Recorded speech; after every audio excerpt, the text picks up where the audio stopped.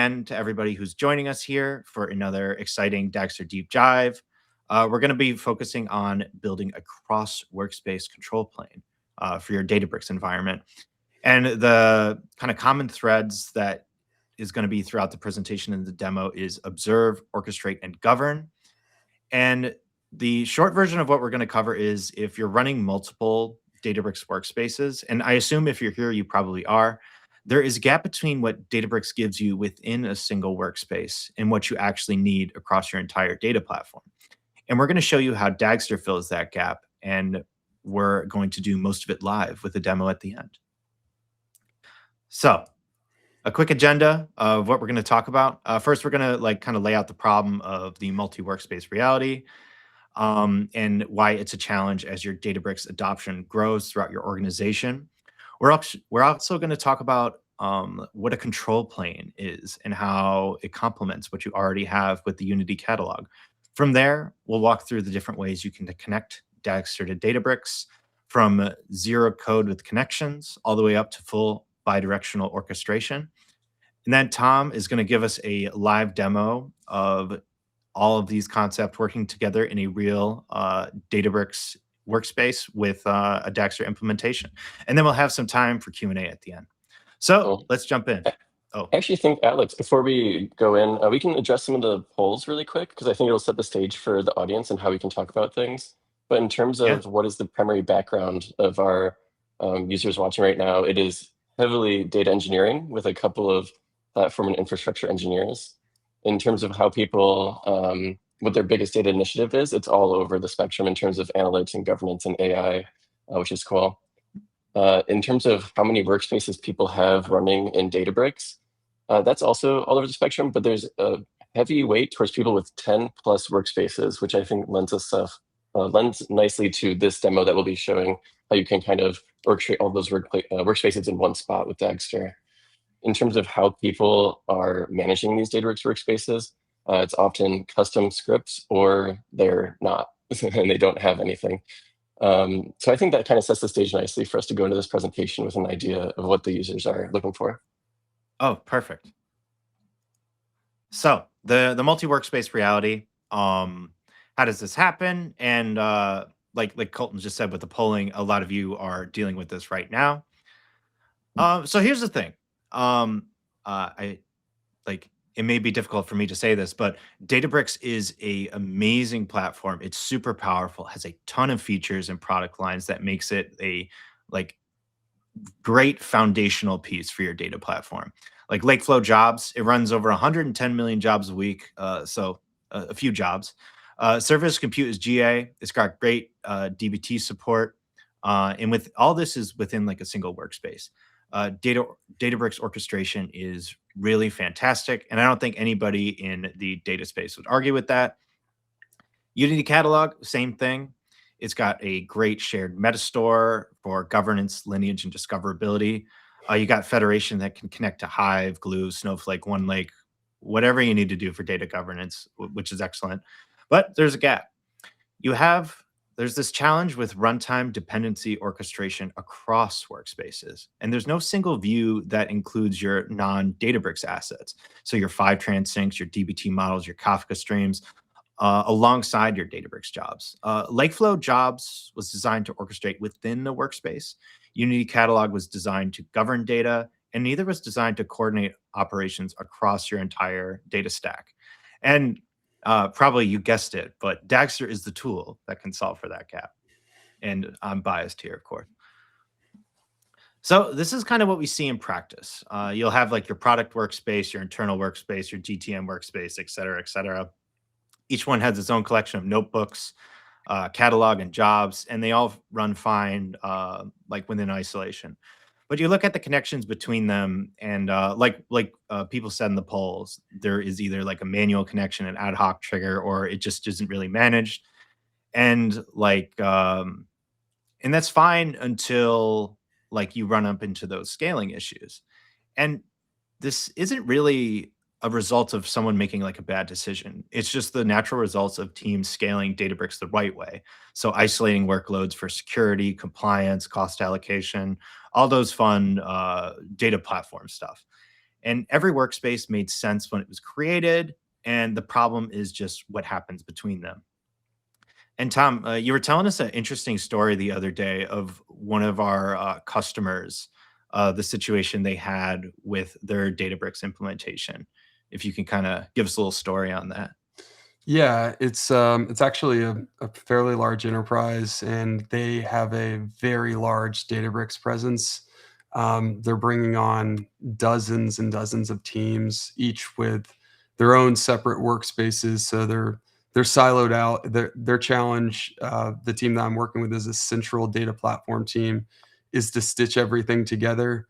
And Dagster is at the center of that, right? Like so couple of like domains and areas that are like sort of siloed that they're stitching together would be like the customer analytics team, the sales and finance team, and then the marketing team, which I will have a demo for later that I'll show you. Awesome. Thanks, Tom. So, the gap also laid out more plainly is so what you have today is you got per workspace lineage and orchestration, manual coordination between them if it happens at all. But that manual coordination doesn't scale. And I don't care who you are. And what platforms actually need is that cross workspace plus cross tool lineage in one view, runtime dependency orchestration that spans those workspace boundaries, automated freshness policies and intelligent orchestration that cascades through these workspaces, and a control planes that knows the answer before you have to ask. And here's how I like to think about it. So Unity Catalog answers what data exists and who can access it. What we need is a system that answers, is this data fresh? What does it depend on? And what breaks if it's late? And that's a control plane. And that's what Dagster is in a way. Oh. So this is a fun little diagram of the Dagster architecture. And at the bottom, you have the data processing layer. This is where all your tools live. So DBT, Sling, DLT, Snowflake, Spark, Databricks, Modal, whatever you want to use. And these are all great at what they do. And Dagster doesn't replace any of them, neither do we try to. In the middle, you have the control layer. So that's your Dagster asset definitions and your orchestration. And this is where Dagster models what exists, what depends on what, and what needs to run when. And at the top, you have the application layer. So you got your lineage, your catalog, your operations, and your customs tool. And this is what you and your team actually interact with in the day to day. And Dagster sits above your tools, not alongside them. It doesn't try to compete with Databricks for job execution. It coordinates across Databricks, Fivetran, DBT, and everything else, and gives you that one holistic operational view of your whole stack.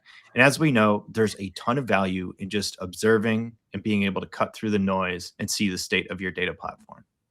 Yeah. Actually, I have a comment on that previous slide. My previous organization, we did this big migration to Databricks, and the dream was that everything would live within Databricks, and that would be kind of like our holistic view of the organization. But in reality, that never happened. And then we ended up having like processes running in Kubernetes, stuff in Snowflake, stuff in Databricks, and all over the place. And I think that is really somewhere Dagster shines, where it can kind of have these disparate services all represented in one location. So even if you have the majority of stuff running in Databricks, I suspect most organizations will have other things too that would be benefit from having something like Dagster. Yeah, I don't think I've seen a data platform anywhere that is just self-contained all within one tool. Yeah. And so I know some of you Databricks experts are probably saying, well, Unity Catalog already gives me that cross workspace visibility. And yeah, that's true, but that's more for governance. And Unity is excellent at telling you what data exists, who can access it, and where it came from. And it can track those across workspaces. But Dagster answers a different set of questions. What needs to run, when it should be fresh, what broke and why, and what is impacted from that break. And including things like Colton was saying that aren't entirely in your Databricks environment. So you can see your other tools and how they impact things as well. And the bottom row is key. So Unity Catalog is your governance and compliance layer, and Dagster is your operational orchestration layer. And they're complementary. You're going to want both. Unity tells you what the data is, and Dagster tells you whether it's fresh, what it depends on, and what you need to do when something fails. So when you have them both together, you have this great like governance and operational compliance layer. And neither one of them does those well individually, but together it's like a 1 + 1 = 3 type of situation. And like I mentioned at the beginning, there is 3 threads, and they also map to the adoption path. So first you have the observe thread, which you can do with our Databricks workspace component or connections to automatically auto-discover all the jobs in workspace and expose them as assets in your Dagster graph. And you don't have to do any code or very light code to do this. And so you can get visibility without having to do a ton of work, which is fantastic. Second, you can orchestrate using our Databricks integration or pipes to launch jobs, stream logs, and have that receive metadata relating to your Databricks assets within Dagster. And third, you can take advantage of the powerful orchestrator that is Dagster to implement freshness policies, data quality checks, alerting, and all that great things you can do when you have that global lineage view. And you don't need to adopt all 3 of these at once. You can start with observe, and the visibility alone is valuable. And then you can layer in orchestration and governance when you're ready or when it makes sense. And here's like 3 things to remember. You can get observation without doing any code changes or very lightly with components, and you don't need to install any SDKs or change your Databricks workbooks or assets. And then you get one unified asset graph spanning all your workspaces, tools, and teams. And this reduces the operational overhead of managing your data platform significantly. And you also get 100% cross-workspace lineage visibility from ingesting to serving. And so again, it makes it a lot easier to manage these like complex environments, and especially in an enterprise use case, that can be a lot. So the next section, I'm going to talk about the different integration spectrum that you can use to connect Dagster to Databricks. And like I mentioned, they range from a like GUI interface to like full bi-directional control. And I'm going to walk through each one of these so you can see where you'd start and where you'd like to grow into potentially. So connections, that's the simple starters point, and it's exclusively a Dagster Plus feature, which is our paid cloud offering. And Connections is currently in early access, but will be released fully shortly. And if you're on the cloud product now, you can try this out. And like you can see, it's all UI driven. So you can select what type of warehouse or environment you want to connect to. In this case, you could select Databricks, and you need to input some config information and like authentication keys, that type of stuff. And then Dagster reads your Unity catalog metadata and surfaces those assets as assets in Dagster in the UI. So on the right, you can see what that looks like. Your Databricks assets show up with their health status, freshness information, and all the metadata that you have in the Unity catalog within Dagster. And it's purely observational, so you're not going to execute any Databricks runs from these connections, but it's great for answering the question of what do we have? How are they related to each other? And that is often one of the hardest questions to answer in a multi-workspace environment. Next, a little bit more complex but not really, is the Databricks workspace component. So with just a few lines of YAML, you specify like what's workspace you're pointing to, and you can add any additional Dagster metadata you want onto these Databricks assets. And Dagster loads, again, from your catalog, all your assets from your Databricks workspace into your Dagster asset graph. And like we see on the right here, you'll load in like an ingestion group of assets. It'll show you their state, how they're related to each other, and all that fun sort of metadata you'd get from a orchestrator. And the power here is you can run one of these per workspace. So if you have 4 workspace, you just need like 4 YAML files. And then now you have a unified graph with cross-workspace dependencies visible. And again, you don't have to mess with any of your Databricks notebooks or jobs, which is pretty valuable. And then, like, again, moving up the complexity curve a little bit, this is the classic Dagster Databricks integration. And sometimes you need more control than just observing. Maybe you have custom logic around when to trigger a job, or you need to interact with the Databricks API that goes beyond just discoverability. Through our integration, we have a Databricks client resource that is a Pythonic resource that gives you the full Databricks workspace client inside your Dagster asset. You can take advantage of anything within the Databricks SDK for this, so you can really get deep with it. And it can range from simple to complex. That's what's great about Python. And below here, the diagram shows like how like Dagster and Databricks interact with this integration. So you can trigger a job from Databricks, but you won't get a lot of rich metadata back in this case. So it's kind of one directional in that sense. You'll just get like pass-fail information. And this integration is GA, it's stable, and there's a lot of power in it, and you can get a lot of value out of it. And like I mentioned, you don't have that bi-directional communication of rich metadata streaming back. And fortunately, we have a solution for that too, and that's pipes. So this is a full picture. On the left side, we have the Dagster code, and on the right side, we have what you would have inside Databricks. So you use the pipes Databricks client, which creates a sub process to execute the Databricks code on Databricks, and then it streams the metadata back to Dagster.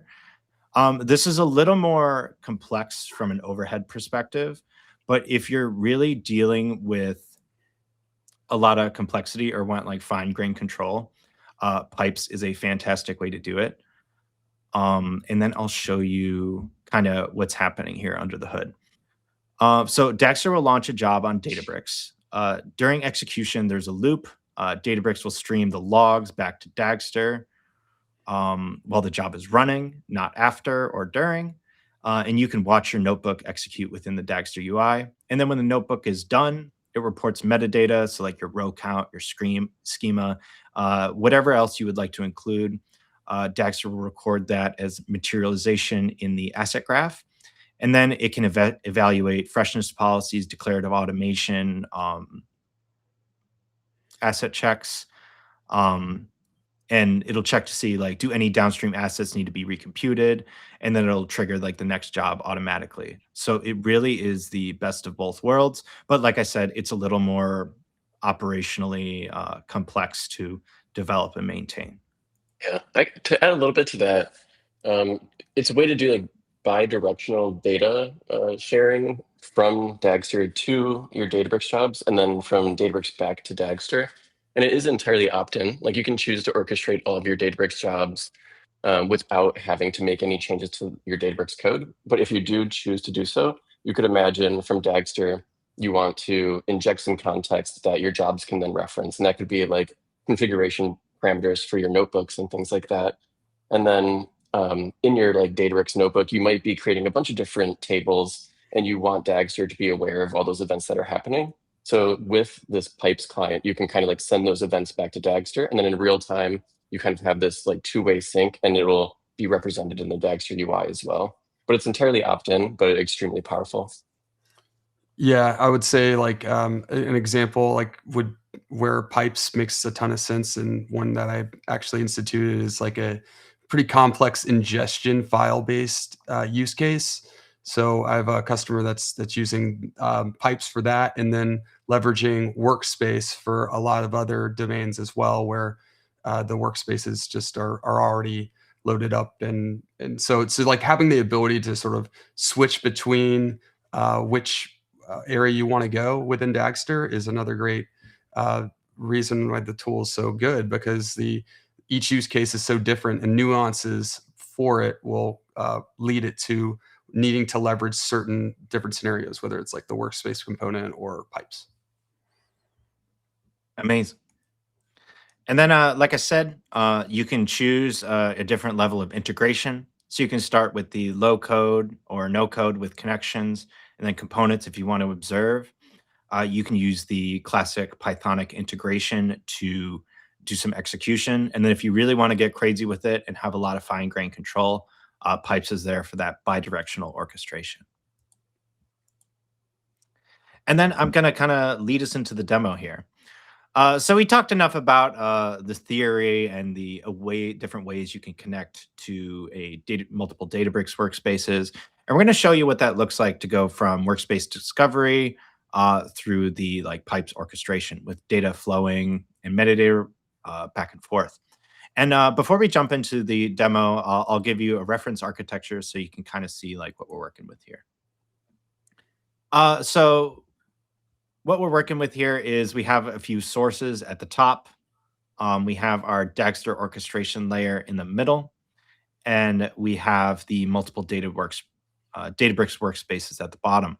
And we use this custom component on the right here, the Databricks job orchestrator component, that is a YAML kind of enhancements of the Databricks workspace component earlier that allows us to execute Databricks jobs and produce these assets within Dagster. And it really makes for a pretty cohesive experience. But enough of me yapping. I'm going to kick it over to Tom where he can do the demo. Cool. So I'm going to start off over in Dagster. And this was what Noonan was referencing. We can see here, this is a lineage graph, so the canvas of those different pieces of what we're working with. So if I sort of zoom in a bit and then say we start off and look at our legacy data here, we can see that we're hitting SQL Server. We're also hitting Postgres to grab some legacy data out into Databricks. And then we have some downstream jobs in Databricks that I'll show in a second. But we also have, if I expand this ingestion tab, Kafka data, as well as Fivetran syncs with Salesforce and HubSpot, which, it's just rather common. I see all the time, sort of data coming in from multiple different sources. You want to grab that data as it's coming in, not necessarily always driven through schedules, but you have the ability with Dagster to do things in a more event-driven way, as well as the traditional schedule-based way. And then if we sort of expand out, we can see that there's the sales analytics team. These are different Databricks. This is a Databricks workspace, as well as that has a couple different jobs, as well as finance. We can see they have their own workspace, and transformation and customer analytics. It's like a customer 360. So all of this stuff is it's a lot of different siloed work, and it could easily make as I go and expand everything about, you then sort of see overall there's a lot going on here, and I didn't even expand that yet. But so what I'll go ahead and do is famous last words, I guess. I'll just go ahead and materialize everything, which is this button up here. And what it's going to do is it's going to launch every single one of these assets at once. So it's going to kick off the Kafka assets, the Fivetran assets, as well as all the different Databricks assets as they come out. And you can go and see those running, of whether they succeed in Dagster, and then that's all good. But in addition to that, we can go over into my Databricks workspace. My Databricks workspace, but I guess this is just the whole Databricks instance, where we can see the different workspaces over here. And we can even go down to the runs themselves, and we can see them manually running. So if I click on this one here, we can see the Databricks job running in real time as well on Databricks, in addition to what you see over here on the Dagster side too. So I guess it could take about a minute or so to run all of these, but we can sort of see once they are finished running, we can get a good track of if they succeeded or not. We can see in here if they succeeded on the Databricks side. We can also see if they succeeded over here on the Dagster side, and we have a good way to keep track of everything that's going on in Databricks land. But not just that, as I sort of mentioned here too, we can see other areas of our organization too, Fivetran, Kafka, and with the ability to manage multiple workspaces here in Dagster, it's giving us a lot more flexibility in observability, right? That we didn't quite have before. If we just like go into the Databricks side and sort of look at just how things are running, we only get sort of a what I would say is like a partial snapshot of what's going on. And Finance 1 looks like the last one here is finishing up now. I think it just finished up actually. So with that, we can go back into this lineage graph, see everything is still running. I would say that like this is giving you a greater consolidated observability into what's going on with your entire use cases for your whole platform and organization. What I will show after this sort of, or actually I'll just switch over right now and I'll show you the actual code for this. So if we go to my, over into my, my editor over here for this. This is the Dagster project for this deep dive here. And underneath, we have sort of the underlying code where all of our different classes in Dagster work. Like this is sort of like this is all the workspace component code. And you could think of this sort of like a factory. And there are different like templates down here, which are the different components. And this is just YAML, right? Which I think Noonan had showed before. So we can specify in YAML what host or token or jobs that we're looking to leverage. This is for the customer analytics, like 360 portion. So we can go in and just change different keys to this component, and we can also replicate that out for other domains. So here we've got finance, and here is the finance component of the different pieces that we want. And if we need to add things, we can just do that within YAML or change things rather quickly. So it provides like a much easier way to, one, just have a nice developer experience, and two, extend this out for people who might not want to see or mess with the Python code necessarily. They can just look at the component and only have to interact with that. And that will actually allow them to develop what we just saw here in the lineage graph today. So I'll stop there for a second and see if there are any questions or. There were a couple questions, not any specific to the demo itself. I responded to a couple of them. For example, Carter asked if a single notebook can create creates a bunch of tables. Can Dagster pipes show each one as an asset? And that is possible. Yeah, you can emit as many events or checks or any kind of like Dagster entity from those notebooks through the pipes client. And then Lexi asked about managing clusters. And actually, Tom, I'm curious what your take is on that. We do have some examples in our docs on how you would not use serverless necessarily and instead manage clusters as well. Do you see customers doing that? So actually there's in this demo and an example, I have a GitHub repo. I'll make sure to share it with everybody here on the call and afterwards, so you can play with it. But there's actually two different ways that you could go about doing this. Right now, I'm just leveraging the serverless cluster with Databricks, just because that's, that's for cost wise, that's a great way to do it. But what's actually really nice is up here, this Databricks workspace component. I also have another like demo workspace component that I was initially playing with that doesn't even hit Databricks. So you can run things locally, like on your Mac or Windows machine. And that way you're not even wasting compute on Databricks, but you're still able to like this was all built out locally first before I actually then tested it out on my Databricks environment. So I see sort of a mix of like serverless and then sort of long-lived compute. Just depends upon the use case. More streaming-based use case, it's obviously going to make more sense to have just like a 24/7 cluster up. But batch-oriented use cases with sort of predictable workloads in larger scale organizations may want to go with like a more serverless approach. Cool. Oh, one more question. Brandon actually asked, and we'll do more Q&A towards the end, but right now I think is a good time for Brandon asking, can you apply a translator on these YAML definitions? For example, can we add logic to generate the asset keys in whichever form we want?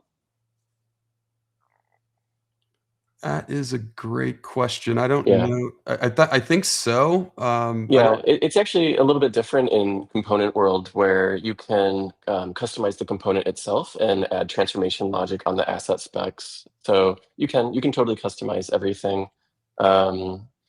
by kind of like overriding like the asset key generator on the component. So that way you can still use YAML for configuration and have like custom logic on the back end. And then if you choose to go like the Pythonic route, that has the same like translator approach as before. But yeah, it's totally possible. Got it. And this exact like component is configurable up here. So like I said, I have a couple different components that live in the in here. One is like that demo mode as well. So you could actually just not have to leverage the Databricks environment. But I think as exactly as Colton was saying, you could also add a translator in there too if you wanted to. So you just like switch out the different components you're using. Oh, yeah, we can answer more questions towards the end, but for now, I think that's good. Cool. Yeah, I guess I'll just quickly share the GitHub here, and I'll make sure to pop it into the chat. But this sort of walks through just like the different architecture, some of the different key features around like sensors, what we're using like Kafka, Fivetran integration, how you can go and actually get this running like immediately in your environment, like this leveraging UV. You don't necessarily have to use UV, but just a quick example. If you want to use UV, it's pretty easy to use, and then just pop that open locally on your machine there. So yeah, I'll go ahead and get this shared over, but that was what I had on the demo side. Sweet. Great demo, Tom. All right, so wrapping up here. As you saw in that demo, each tool does what it does best. Fivetran and Kafka do all the data movement and bringing it into Databricks. Databricks does all the powerful transformation and cataloging and governance. And then Dagster does the orchestration of the full data platform. And it provides great cross-workspace lineage. And we can add intelligent orchestration with freshness policies and alerting on top of all that. And the great thing about this is you have built-in resilience across your entire stack. So you have end-to-end lineage, understanding the dependencies and history across all of your tools and workspace and within one view of your data platform. So errors can be contained. So through whether you have like a blocking or a non-blocking asset check, that can save a ton of headache and compute from blocking downstream assets from materializing, which can really limit the blast radius of failures and can save you a ton of headaches and compute cost as well. And then you can have flexible scheduling. You can use a simple cron. You can use sensors with custom logic. You can use declarative automation simply or more complexly to kick off assets only when needed and when you want it specifically. So it adds a ton of value beyond just observation, but you also have great operational control over everything that's happening in your data platform. And then if you want to get started, there's a few things you can do. Like I mentioned, you can observe your Databricks instances with a workspace component, or if you're on the paid plan, you can use connections. You can use Orchestrate. So I would encourage you to try out our integration or pipes if you want to get cool with all the bi-directional stuff. And then you can layer in freshness policies, data quality checks, and declarative automation to make everything run smoothly within your Databricks environment. And then if you want to learn more, we have a deep dive coming up on April 7th, all around multi-tenancy. It won't be Databricks specific, but it'll be around a lot of similar topics about how to teams and individuals contribute to one big platform without degrading experience for everybody. Also, I would encourage you to check out our Dagster skills repo if you're developing with LLMs. It has certainly made my life easier whenever I'm developing or even like debugging Dagster runs. There's really helpful for that. Then I would encourage you to check out the demo we just shared. We have a nice write up in our docs. The link is right there. And then also we have a sneak preview. We have a PR kind of in the works to have Spark declarative pipelines with Databricks coming soon. So look out for that. And we're always shipping new stuff with Dagster, so make sure you follow us on all of our socials, and we can so you can stay up to date and join our Slack community, of course. Cool. And let's kick it over to the Q&A. So I know we have a few questions. Yeah, we do. Yeah. We've answered a couple already, but we do have this one question here. It says, does it track the lineage that goes out from Databricks, like to Power BI? Do either you want to take that? We do have a Power BI integration. Alex or Tom? Yeah, Oh. no, I can talk about it. Yeah, we have a Power BI integration, a native one today, and it's a really nice integration. Like it can integrate with and automatically see if there's like a DBT model. It'll automatically know and map to that DBT model. So that kicks off. I think it's just called the semantic model in Power BI. I get that and Tableau kind of confused with like their workbooks, but and that semantic model would then kick off dashboards or reports.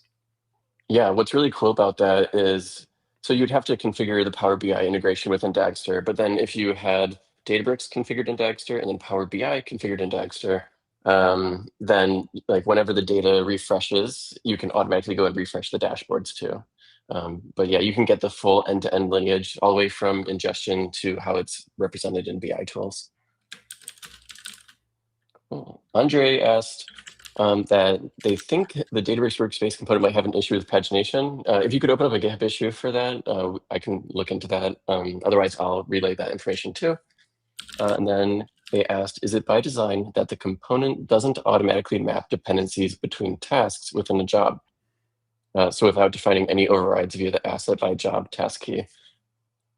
Tom or Alex, I don't know if you want to address that. Also, if you want, you can also create a GitHub issue and we can try to address that asynchronously too. Yeah, maybe that might be something if you want to create an issue for Colton and myself can take a closer look into that. I haven't actually taken a deep dive onto that, but be happy to do that. So Okay, And then sounds good. Let's see. Alex? Oh, and then Joseph asked, pipe seems like it may require additional configuration and overhead compared to the old step launcher system. Can you comment on any other alternatives for running assets on Databricks, such as Databricks Connect? And then Tom answered that we indeed have a Databricks Connect integration, so you can run Databricks however you want through Dagster. yep, yeah, I don't know if we mentioned that, but we and I didn't demo it today because we're talking about pipes and workspaces, but we do have Databricks Connect integration too. So take a look at that.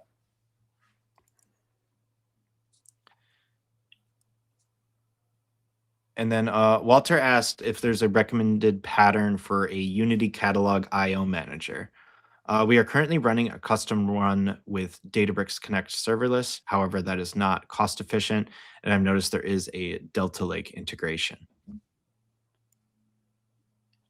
Yeah, I don't think we have a direct Unity Catalog IO manager right now. It sounds like you obviously made a custom one, but that might be something that we should take a closer look at too, if it's of interest. Colton, do you have any more like thoughts on that one? I don't. That's not something that I've explored yet. But if you have made progress on your own custom IO manager and you want to contribute that upstream, you could share that and we could try to optimize it a little bit to see if there's any like performance improvements that we could make. But yeah, I don't have a solid answer on that one. Yeah, of course. Any of you that have asked like kind of like super specific questions, if you want to chat with either like any of us here through our Slack community, we can escalate that to the product and engineering team and help you with a solution to that. But I think that's all the questions we had. So that's all the content we had for today. I want to thank everybody for joining and asking such great questions. And this was really a fun one. And I look forward to seeing everybody in future deep dives. Great. Thanks, everyone. Thanks.